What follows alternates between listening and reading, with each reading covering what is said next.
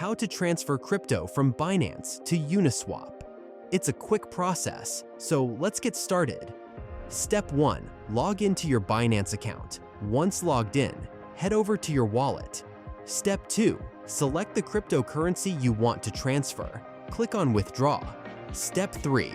Now, you'll need your Uniswap wallet address. Head over to Uniswap and copy your wallet address from there. Step 4. Paste your Uniswap wallet address in the withdrawal address field on Binance. Double check to ensure it's accurate. Step 5. Enter the amount you want to transfer. Verify all the details to make sure everything is correct. Step 6. Confirm the withdrawal. Binance might ask for additional security verification. Step 7. Once confirmed, your crypto will be on its way to Uniswap. Keep in mind that blockchain transactions might take some time, and there you have it. You've successfully transferred crypto from Binance to Uniswap.